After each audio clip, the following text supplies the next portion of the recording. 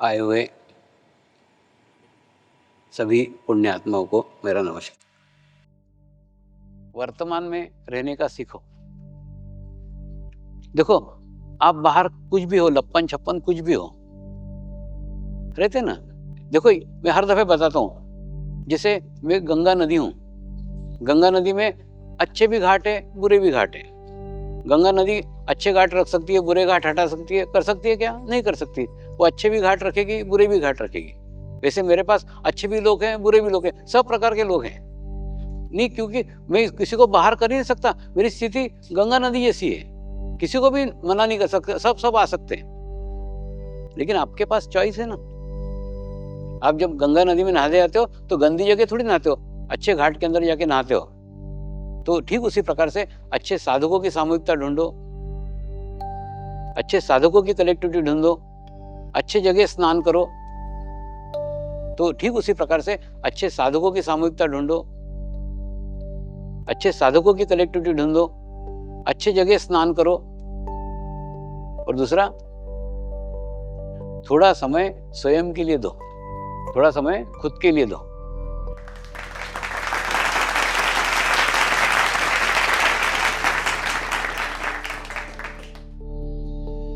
क्या होता है मालूम? आप भले बिजनेस करते हो, व्यवसाय करते हो, नौकरी करते हो, या घर की रिस्पॉन्सिबिलिटी चलाते हो, या किसी संगठन से जुड़े हो, आप कहीं भी जुड़े हो, लेकिन आप जितने आपके करीब रहोगे, जितने आपके पास रहोगे, उतना ही मार्गदर्शन आपको आपके भीतर से मिलेगा। आप जितने आपके करीब रहोगे, जितने आपके पास रहोगे, उतना ही मार्गदर्शन आपको आपके भीतर से मिलेगा। दूसरा, हम अकेले प्रैक्टिस करने जाएंगे ना, घर में बैठ के अकेले अभ्यास करने जाएंगे, तो ये अभ्यास करने में कठिनाई आएगी, परेशानी आएगी। तो हमको क्या प्रैक्टिस करने की? कम से कम एक प्रैक्टिस करो, एक छोटा सा प्रयोग ही करके देखो, एक साल भर में तुमको रिजल्ट देखेंगे कि सेंटर पे तो भी जब जा रहे हो तब आप आत्मा है समझ के चलो। एक प्रैक्टिस करो, एक छोटा सा प्रयोग ही करके देखो, एक साल भर में तुमको रिजल्ट देखेंगे कि सेंटर पे तो भी जब जा रहे हो तब आप आत्मा है समझ के चलो। किसी समर्पण के कार्यक्रम में जा रहे हो तो आप एक आत्मा है समझ करके चलो।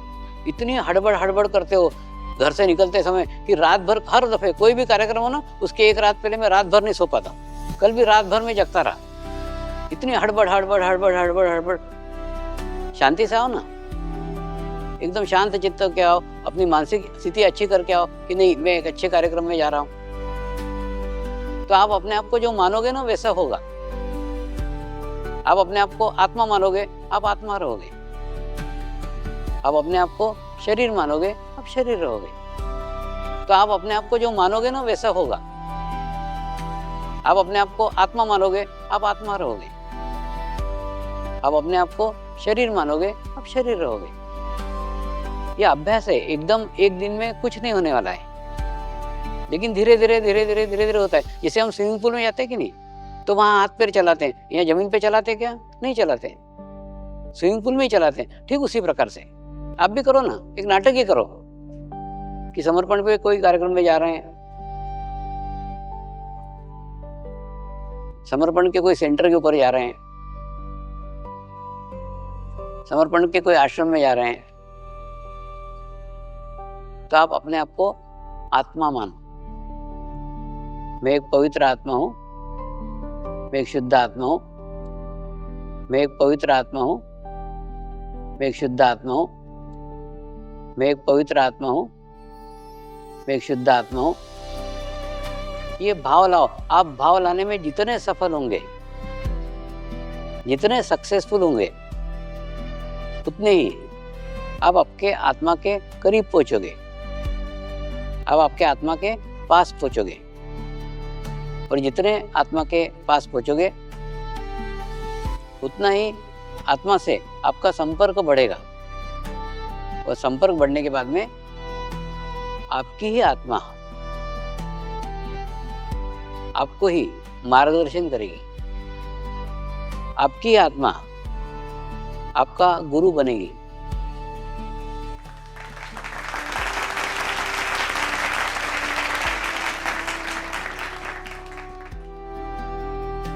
लेकिन यह एक दिन में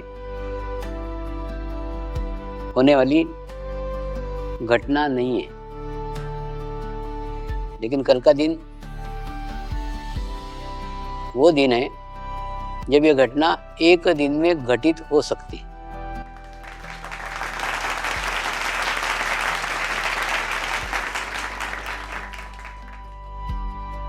मैं आपको प्रिपेयर कर रहा हूं, आप जितने तैयार होंगे, सब कुछ ना मानने के ऊपर है। प्रैक्टिस करो ना, मानो ना। आप जितने मानोगे उतना भाव आपके अंदर जागृत होगा, और जितना भाव जागृत होगा, तो मैं चाहता हूं, मैं आपको प्रिपेयर कर रहा हूं, आप जितने तैयार होंगे, सब कुछ ना मानने के ऊपर है। प्रैक्टिस करो ना, मानो ना। आप जितने मानोगे उतना भाव आपके अंदर जागृत होगा, और जितना भाव जागृत होगा, तो मैं चाहता हूं, कई बार क्या होता है मालूम है, ये जैन मुनियों के साथ जब बैठ करके बातचीत होती है, डिस्कशन होती है, तो वो उनके प्रॉब्लम बताते हैं, मैं मेरे प्रॉब्लम बताता हूँ, जो आपके सामने भी नहीं बताता, लेकिन उनके सामने बताता। तो उन्होंने बोला आपके क्या प्रॉब्लम है?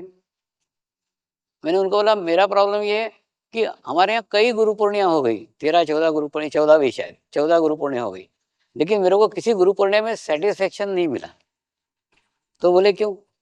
मैंने बोला हमारे यहाँ ना वन वे ट्रैफिक रहता है। वन वे ट्रैफिक रहता है मतलब, मैंने कहा वो मेरे को गुरु मानते हैं, गुरु मान के पूजा करते हैं, सब कुछ मानते हैं, लेकिन अपने आप को आत्मा नहीं मानते।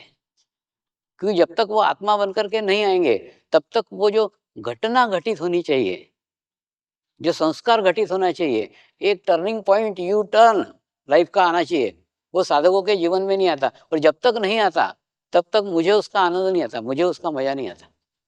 लेकिन अपने आप को आत्मा नहीं मानते, क्योंकि जब तक वो आत्मा बनकर के नहीं आएंगे, तब तक वो जो घटना घटित होनी चाहिए, जो संस्कार घटित होना चाहिए, एक turning point, U turn life का आना चाहिए, वो साधकों के जीवन में नहीं आता। और जब तक नहीं आता, तब तक मुझे उसका आनंद नहीं आता, मुझे उसका मजा नहीं आता। तो ये ना, जैसे कोई बोलते हैं, जो फोटोग्राफर है ना, कोई फोटोग्राफर, स्पेशली जो मिरेकल्स फोटोग्राफ्स आते हैं, उसके अंदर जो फोटोग्राफर फोटो निकाल रहा है, उसकी स्थिति अच्छी होनी चाहिए, और फोटोग्राफर जिसकी फोटो निकाल रहा है, उसकी भी स्थिति अच्छी होनी चाहिए। जब दोनों की स्थितियां अच्छी होगी ना, तब फोटो अच्छा आएगा, नहीं तो अच्छा फोटो नहीं आता। ठीक उसी प्रकार से कल की जो घटना है, वो वन साइडेड है ही नहीं। मैं कितने भी अच्छी स्थिति में जाऊं, कितने भी अच्छी स्थिति में रहूं, जब तक आप अच्छी स्थिति में नहीं रहते, कोई घटना घटित नहीं होगी, कोई संस्कार घटित नहीं होगा।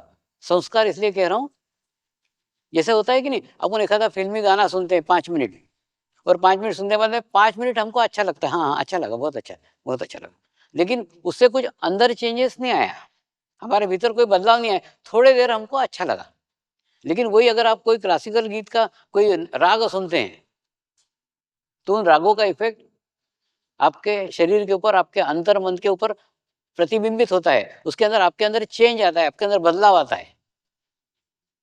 ठीक उसी प्रकार से ये संस्कार है।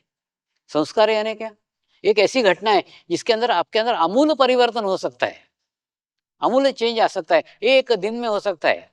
कल का दिन आपके जीवन का महत्वपूर्ण दिन सिद्ध हो, ये मेरी इच्छा है।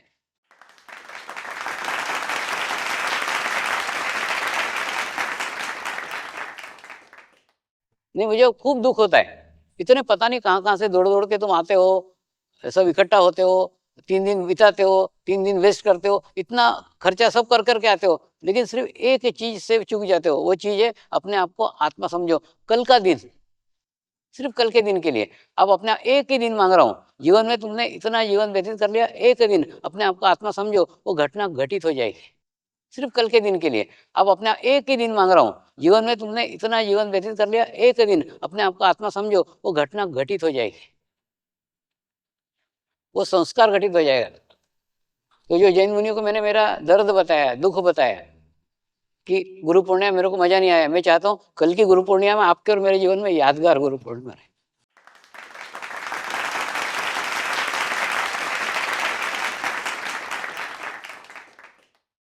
क्योंकि मेरे जीवन में भी एक ही अनुभूति से सारा जीवन तब्दील हो गया, सारा जीवन बदल गया। जो परमात्मा की खोज बाहर करते फिर रहा था,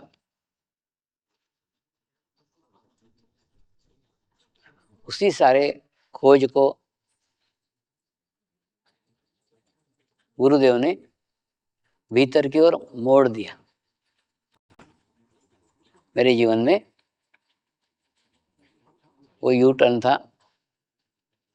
उसके बाद में जो भी प्रगति हुई, जो भी प्रोग्रेस हुआ, वो अंतर्मुख होने पे ही हुआ। जैसे जैसे भीतर की यात्रा होती चली गई, वैसे वैसे अलग अलग माध्यम जीवन में आते चले गए और निरंतर आध्यात्मिक प्रवास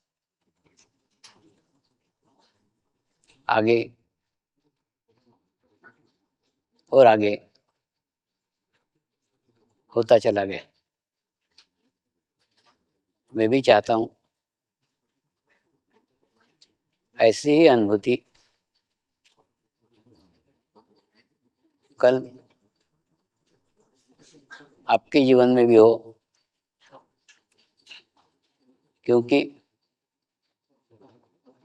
अनुभूति परमात्मा के द्वारा आत्मा पे किया गया सुसंस्कार है। वो संस्कार स्थायी रूप से होता है, परमानेंट होता है, लेकिन वह घटित होने के लिए परमात्मा का संस्कार आत्मा पे होना आवश्यक है। पर आपको उस आत्म स्वरूप में जाना पड़ेगा। एक दिन आप भूल जाओ आप कौन है, एक दिन आप भूल जाओ आपका पद क्या है, सब कुछ भूल जाओ। आत्मा पे होना आवश्यक है। पर आपको उस आत्म स्वरूप में जाना पड़ेगा। एक दिन आप भूल जाओ आप कौन है, एक दिन आप भूल जाओ आपका पद क्या है, सब कुछ भूल जाओ। आपकी जाति क्या है, आपका धर्म क्या है, आपका देश क्या है, सब भूल जाओ। ये सब शरीर से संबंधित है। जैसे जैसे शरीर का भाव कम होते जाएगा, वैसे वैसे आत्मा का भाव वृद्धिगत होगा। अब आत्मा का भाव बढ़ाओ तो शरीर का भाव स्वयं ही धीरे धीरे कम होगा।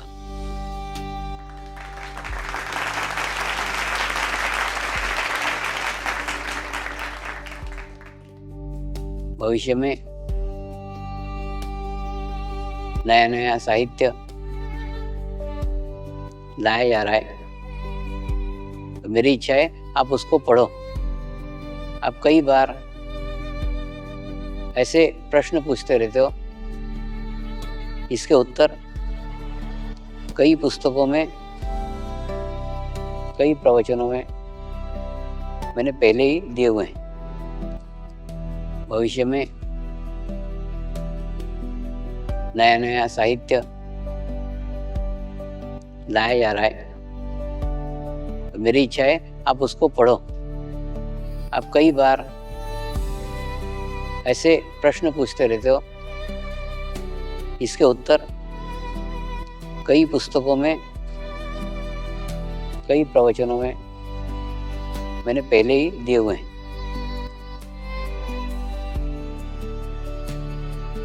मेरी इच्छा है जिस प्रकार से ये ज्ञान की गंगा एक हिंदी भाषा में अवतरित हुई है। अब देखो, मैं भी हिंदी भाषी नहीं हूँ, लेकिन गुरुओं की इच्छा थी वो हिंदी में आए, तो हिंदी में हुआ। और जो कुछ हुआ है अच्छे प्रयास है, अच्छे प्रयत्न है। कन्नड़ भाषा में हो रहा है, बंगला भाषा में हो रहा है।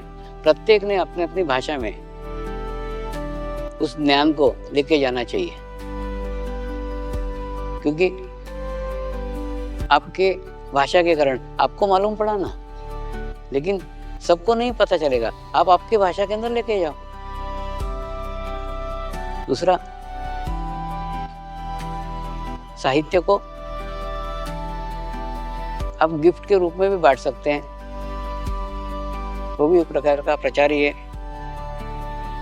दूसरा, अगर आपके पास में, आपके गांव में कोई लाइब्रेरी है, जिस लाइब्रेरी में आप रखना चाहते हो, तो उस लाइब्रेरी की ओर से एक मल्टीमीडिया को लेटर लिखो कि हम ये साहित्य चाहते हैं, ये पुस्तक चाहते हैं। तो मल्टीमीडिया की ओर से निःशुल्क उस लाइब्रेरी को वो भेंट स्वरूप दिया जाएगा। ये भी एक योजना है। तो उसके आप माध्यम बनो ना, तो आपके माध्यम से एक लाइब्रेरी तक वो पुस्तक पहुंच सकती है, अगली पीढ़ी तक वो पहुंच सकती है। और दूसरा, एक नई योजना दशबंधदारी की चालू की गई है। उस योजना में कई लोग जुड़े हैं और जुड़ रहे हैं। उस योजना का उद्देश्य जो बांधकाम के लिए खर्च होता है,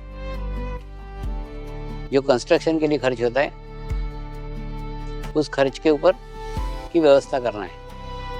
तो उस योजना से क्या होता है, इस साल में कितना धनराशि आने वाला है वो हमको पता चल जाता है। तो उसी हिसाब से ट्रस्ट फिर उतने ही कंस्ट्रक्शन के कार्य उस साल में निकालता है। तो एक अच्छी योजना शुरू की गई है। दूसरा, अभी हाल ही में यह अनुभव आया कि संकल्पधारी जीवन का संकल्प लेते, मैं आजीवन कार्य करूंगा या कार्य करूंगी, और बाद में मैंने बताया ना, अपेक्षा के साथ आता है। कोई अपेक्षा के साथ आता है कि ये वहाँ होना चाहिए, ये सुविधा वहाँ मिलना चाहिए, ये होना चाहिए, तो वो नहीं होती, और उसके बाद में वो छोड़ करके चले जाते हैं। ऐसा अनुभव है। उससे दो नुकसान है। एक तो आश्रम को फिर किसी की व्यवस्था करना पड़ती है, फिर किसी का अरेंजमेंट्स करना पड़ता है, और दूसरा, उनको भी आत्मग्लानि रहती है कि मैंने संकल्प किया था कि आजीवन कार्य करूंगा और मुझे छोड़ के जाना पड़ रहा है, ऐसी परिस्थितियां निर्माण हो गई। तो आत्मग्लानि का भाव उनके भी जीवन में, उनके जीवन पर्यंत रहता है। तो इसी में से बचने के लिए एक नया रास्ता निकाला है, नया मार्ग निकाला है कि जैसे कोई लड़का है, तो लड़के ने अपना एजुकेशन खत्म होने के बाद, अपनी शिक्षा खत्म होने के बाद 1 साल आश्रम को सेवा देनी चाहिए। दूसरा, कोई लड़की है तो उसने अपना एजुकेशन खत्म होने के बाद शादी के पहले 1 साल आश्रम को सेवा देनी चाहिए। तीसरा, कोई एकदम पेंशनर है, तुरंत रिटायर्ड हुआ है तो उसने भी रिटायर्ड होने के बाद में 1 साल आश्रम को सेवा देनी चाहिए। क्यों बताऊं? इसलिए देनी चाहिए क्योंकि उसको भी एक आदत रहती है। एक दिन में कुछ चेंज नहीं आया था, उसको काम करने की आदत रहती है। अगर काम नहीं मिला, एकदम खाली बैठ गया, उसके भी हार्मोन्स के ऊपर उसका बुरा असर पड़ता है। दूसरा, उसके भी स्वास्थ्य के ऊपर उसका बुरा असर पड़ता है। तो उसको भी कोई ना कोई काम मिलेगा, दूसरा आश्रम का भी काम चलेगा। तो ऐसे पेंशनरों को भी आके 1 साल अपना देना चाहिए। दूसरा, पेंशनर पे से याद आया कि एक व्यक्ति थे, वो रिटायर्ड हुए, और रिटायर्ड होने के बाद में फिर खाना खाने बैठे।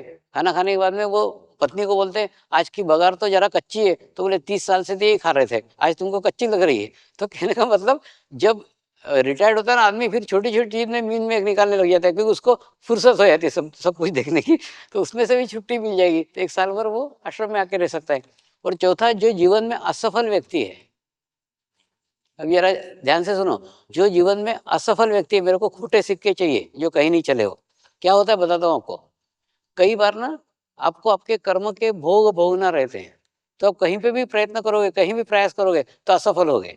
इधर प्रयास किया असफल, उधर प्रयास किया असफल, उधर प्रयास किया असफल।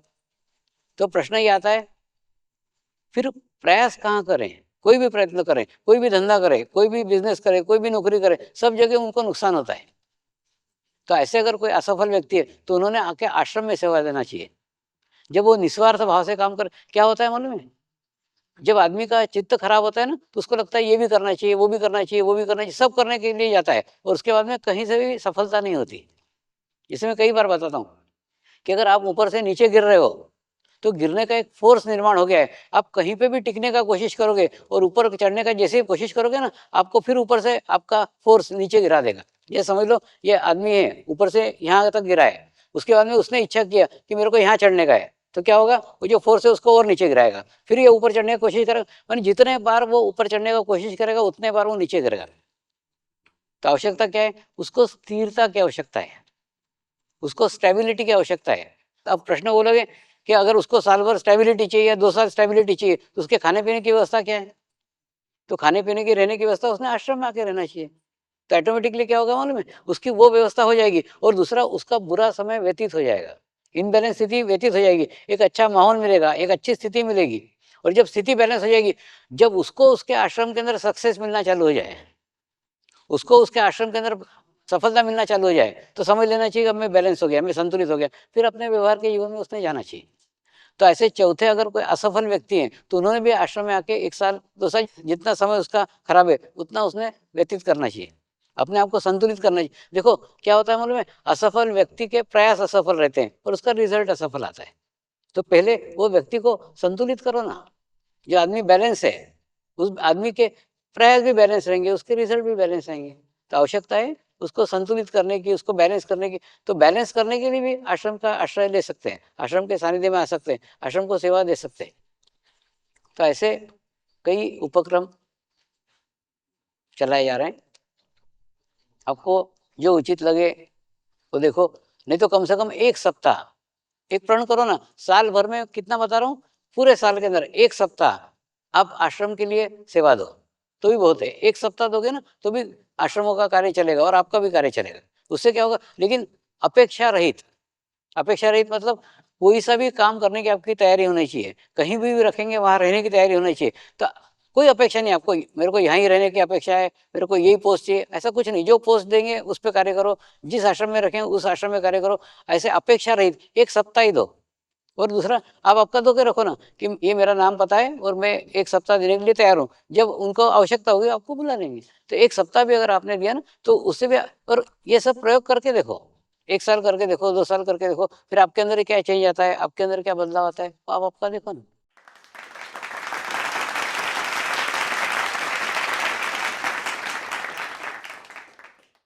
तो ये सब एक्सपेरिमेंट है। जैसे मैंने अभी डॉक्टर को बताया कि मैंने एक प्रयोग किया है, आप करके देखो। प्रयोग ये है कि जिस डॉक्टर का ब्लड प्रेशर बढ़ा हुआ है, उस डॉक्टर अगर कोई भी पेशेंट का ब्लड प्रेशर देखेगा ना तो उसका बढ़ा हुआ ही ब्लड प्रेशर आएगा।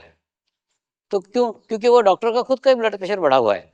तो उसी प्रकार से ये सब प्रयोग है। जैसे मैंने बोला ना, 1 सप्ताह आप आश्रम को सेवा दे करके देखो, फिर आपके अंदर क्या चेंज आता है वो देखो। जैसे दशबंधनधारी योजना है, आप कोई व्यवसाय खोलते हैं तो उस व्यवसाय के अंदर आप ये रखो ना कि जितना भी देने की प्रत्यक्ष आवश्यकता नहीं है, आप कमिटमेंट करो कि ये व्यवसाय से मेरे को जितना भी लाभ होगा इस साल, उसमें का 10% मैं आश्रम को दान दूंगी। तो ऑटोमेटिकली फिर उसका रिजल्ट देखो, उसके परिणाम देखो, सिर्फ कमिटमेंट से, सिर्फ आश्वासन से, संकल्प से।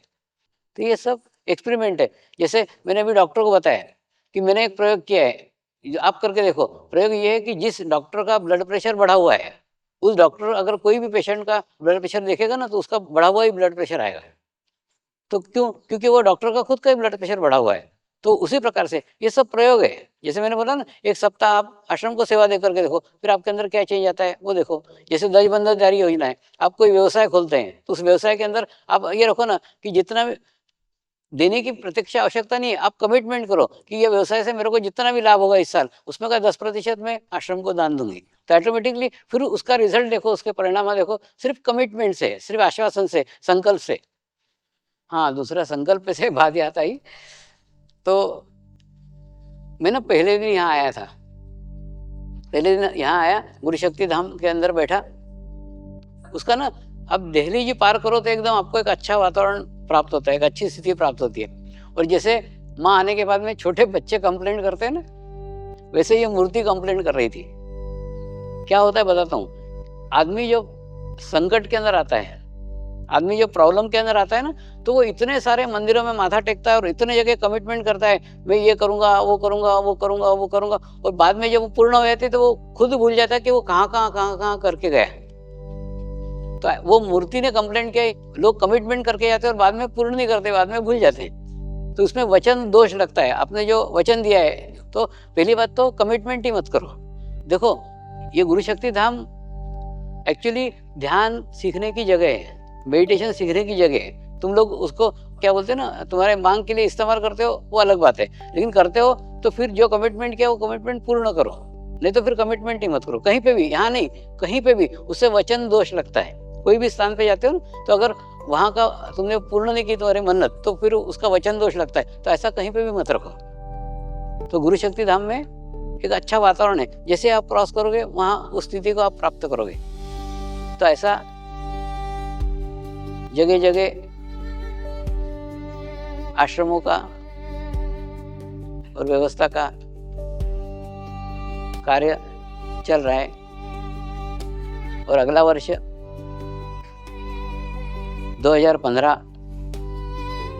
जैन मुनियों के लिए विशेष रूप से रखा है। उनके विशेष शिविर आयोजित होंगे और उन शिविरों से जो भी कुछ नई बातें निकलेगी, कई बार ऑटोमेटिकली निकलता है। अब जैसे एक बार एक जापान से साधिका आई थी और वो जैन बुद्धिज्म पे मुझे कुछ प्रश्न करने लग गई और मैं 2 घंटे तक जैन बुद्धिज्म पे बोला।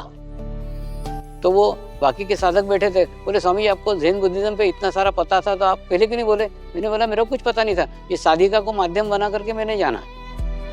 तो वैसे ये जैन मुनियों के साथ में भी बैठ करके अगर कुछ और नई अच्छी बातें बाहर निकली, कुछ जानने को मिला, तो मैं भविष्य में आपसे शेयर करूँगा। अमरीश जी को कार्य दिया हुआ है कि वो अगले साल ये सब जैन मुनियों के शिविरों का आयोजन करें। समर्पण ध्यान स्त्री शक्तियों के लिए विशेष रूप से वरदान है। वरदान इसलिए क्योंकि कई बार कई जगह स्त्रियों की तरफ से मुझे प्रश्न पूछा जाता है, स्वामी जी हिमालय में कोई स्त्री है क्या? ये प्रश्न कॉमन है और स्त्रियों को जिज्ञासा भी होना स्वाभाविक है कि कोई स्त्री है क्या।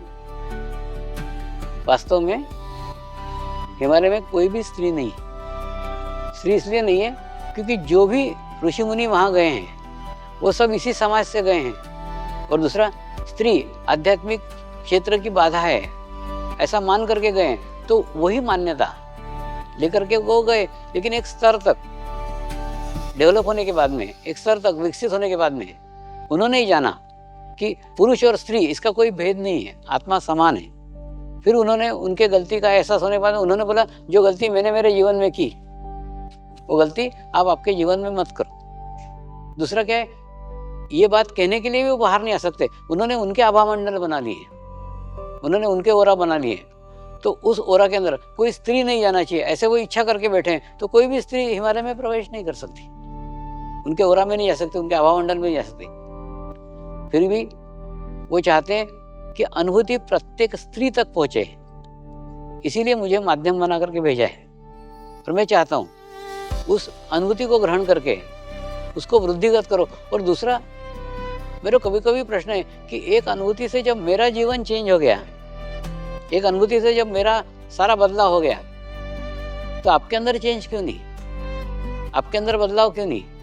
इसका मतलब जिस स्तर के ऊपर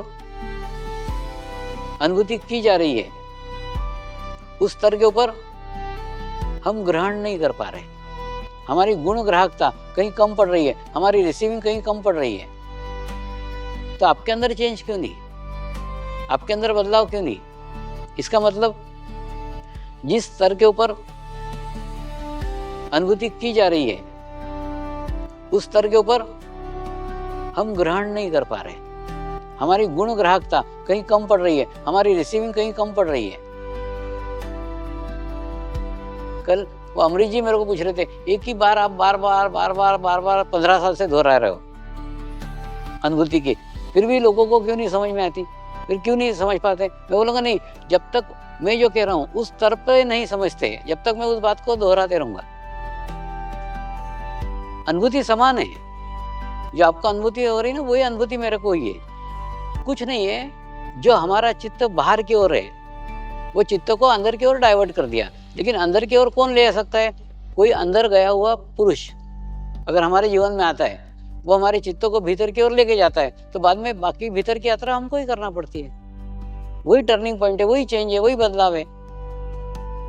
तो उतना आप शुद्ध करो ना चित्त को, उतना पवित्र करो ना चित्त को, कि वो उसके अनुभूति के साथ भीतर की ओर मुड़ जाए। एक बार भीतर की ओर मुड़ गया ना, कि ऑटोमेटिकली आपकी प्रगति की दिशा ही चेंज हो जाएगी, आपकी प्रगति की दिशा ही बदल जाएगी। और ऐसे प्रयत्न करते बैठोगे तो सालों लगेंगे। लेकिन कल सामूहिकता है, कल कलेक्टिविटी है, मेरी नहीं, आपकी नहीं, गुरुओं की। क्योंकि कल गुरु पूर्णिमा में साक्षात गुरुदेव उपस्थित रहेंगे।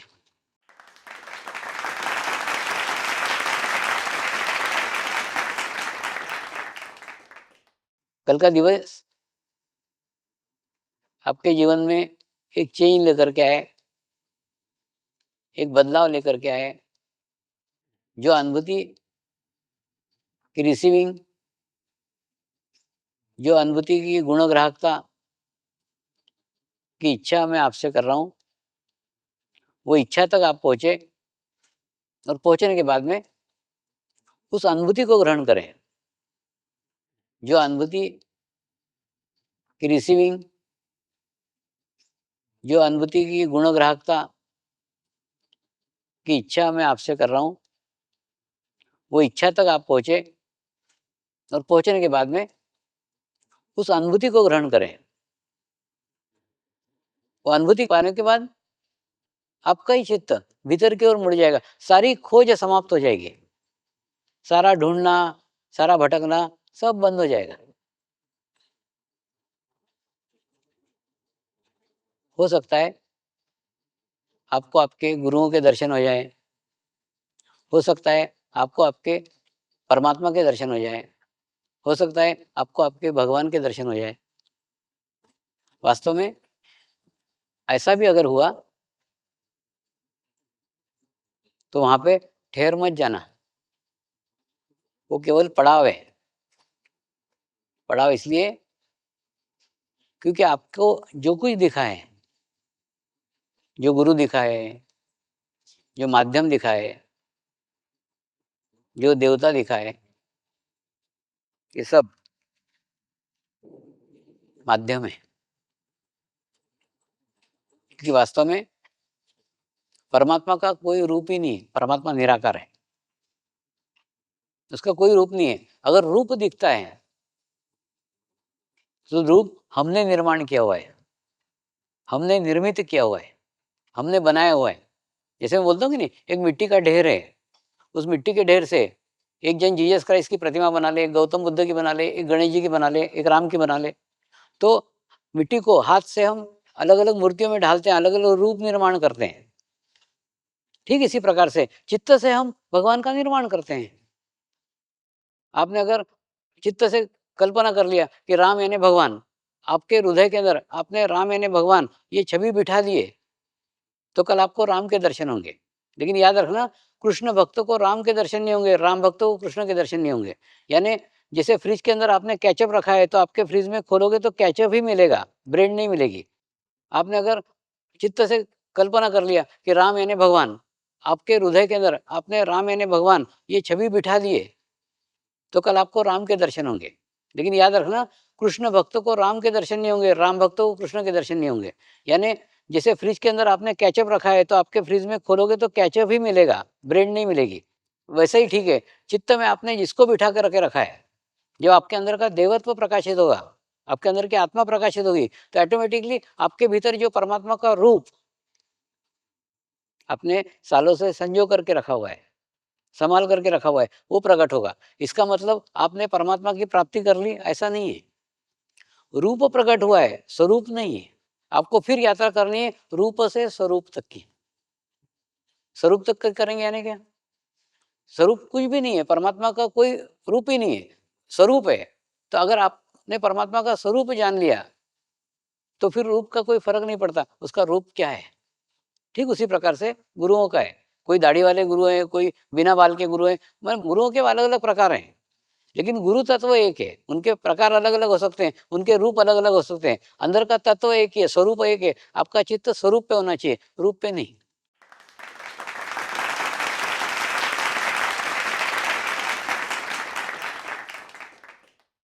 अगर रूप की तरफ देखते रहोगे, रूप के आकर्षण में जाओगे, देह के आकर्षण में जाओगे, तो मिसगाइड होंगे। देह का आकर्षण है, मैं कई बार बोलता हूँ, देह के आकर्षण से बचो। आप देखो ना, अब इतने साल से आप मेरे को देखते आए हो, लेकिन आप कल जानने का कोशिश करो मेरे भीतर क्या है। ये व्यक्ति कोई दिखने में खूब अच्छा नहीं है, इसकी खूब अच्छी पर्सनालिटी नहीं है, इसका खूब अच्छा व्यक्तित्व नहीं है, तो इसके अंदर कौन सा आकर्षण है? इसके भीतर को कौन सी आत्मा है, जो आत्मा विश्व के लाखों लोगों को प्रभावित कर रही है, लाखों लोग उस तक जुड़े हुए हैं और लाखों लोगों तक वो आत्मा जुड़ी हुई है। उस आत्मा के आप दर्शन करो, ये मेरी शुद्ध इच्छा है। तो कहने का मतलब, आप रूप को मत देखो। अभी हाल ही में बंगलोर के अंदर एक समर्पण सेंटर का उद्घाटन करने के लिए मैं बंगलोर गया था, और बंगलोर से परिवार के साथ ऊटी गया। हम कई सालों के बाद में पूर्ण परिवार सहित पहली बार कहीं गए थे, और जब वापस आ रहा था तो सब जगह वो दक्षिण भारत के मंदिर थे, वो मंदिरों में खूब बड़े बड़े मंदिर और खूब लंबी लंबी लाइन। और एक तो खूब लंबी लाइन, या तो फिर 100 रुपये दो जल्दी दर्शन करो, या 200 रुपये दो दर्शन करो, ऐसी लाइन। तो वो दर्शन के लिए पैसे देना मन को नहीं भाता था।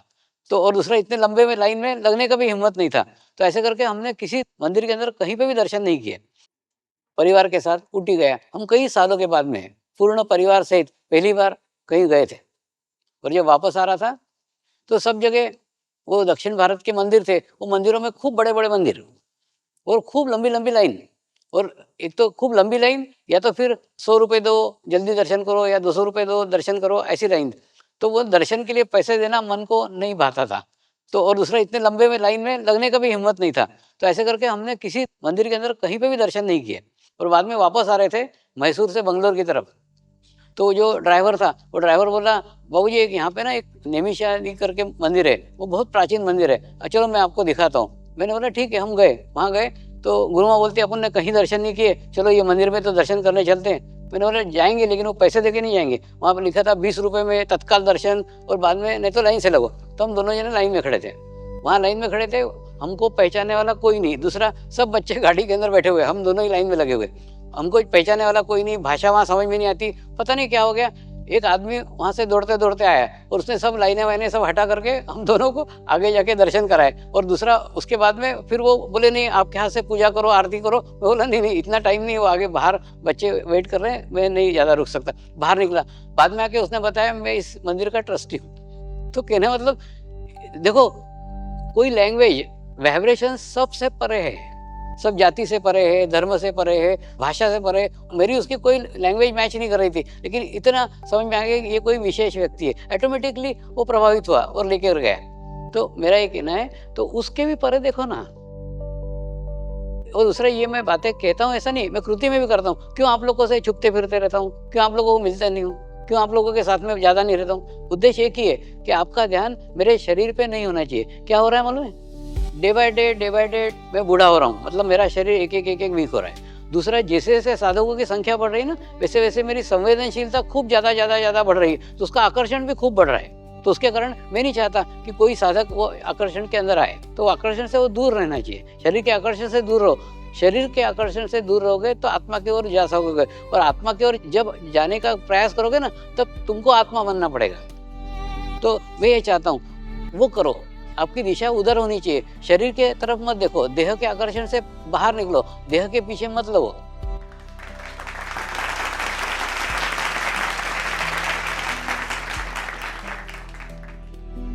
तो कल भी आप देखो, देह के परे क्या है, ये कौन सी आत्मा है। जो आत्मा से आज लाखों लोग जुड़े हुए हैं, लाखों लोगों की सामूहिकता उस आत्मा के साथ जुड़ी हुई है। वो आत्मा के वाइब्रेशंस क्या हैं, उस आत्मा की अनुभूति क्या है, उस आत्मा का अनुभव क्या है, उस आत्मा के सानिध्य में कैसा लगता है। लेकिन उस पवित्र और शुद्ध आत्मा से मिलने के लिए आपको भी आत्मा बनना पड़ेगा। लेकिन उस पवित्र और शुद्ध आत्मा से मिलने के लिए आपको भी आत्मा बनना पड़ेगा। जब तक आप अपने आप को आत्मा नहीं मानते, तब तक उस आत्मा के दर्शन नहीं हो सकते। मैं चाहता हूं कल की गुरु पूर्णिमा में उस आत्मा के साथ आपके आत्मा की समरसता स्थापित हो जाए।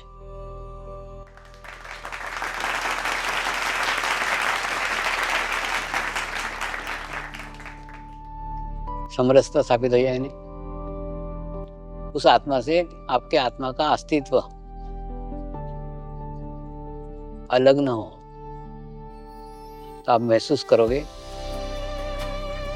आप अकेले नहीं, आपके साथ में लाखों आत्माओं की सामूहिकता है, लाखों आत्माओं की कलेक्टिविटी है। क्योंकि कल आप उस आत्मा के सानिध्य में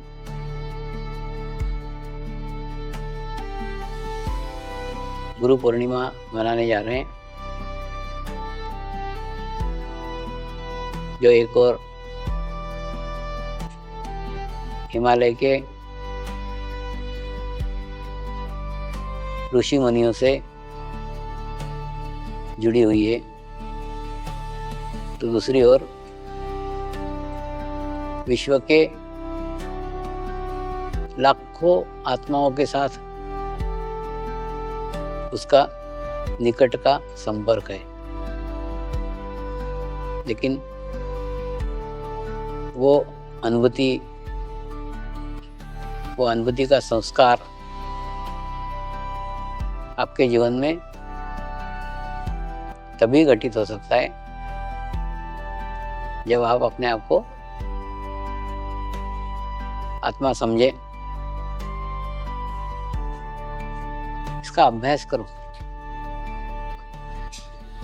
अभी कार्यक्रम बाद से ही प्रैक्टिस करो, उसके अभ्यास करो, सतत अभ्यास करो,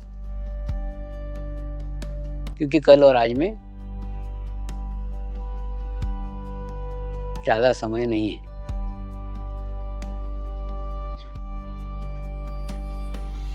जितना अभ्यास करोगे। दूसरा, बातचीत कम करो। आप क्या करते हो मालूम? बातें करके अपना भी चित्त दूसरे की ओर लेके जाते हैं, दूसरे का भी चित्त अपने ओर लेके आते हैं। ये पीले स्कार्फ निकाल करके सफेद स्कार्फ पहन लो, तो कोई आपसे बात नहीं करेगा, आप किसी से बात नहीं करो, मौन के स्कार्फ धारण कर। क्योंकि बातचीत से चित्त डाइवर्ट होता है, हमारा भी चित्त दूसरे की ओर जाता है, दूसरे का भी चित्त अपने ओर जाता है, और कुछ ना कुछ विषय निकलेगा, कुछ तो बातें रहेगी, वो 4 बातें और इधर-उधर की बोलेगा, आप 2-4 बातें और इधर-उधर की बोलोगे।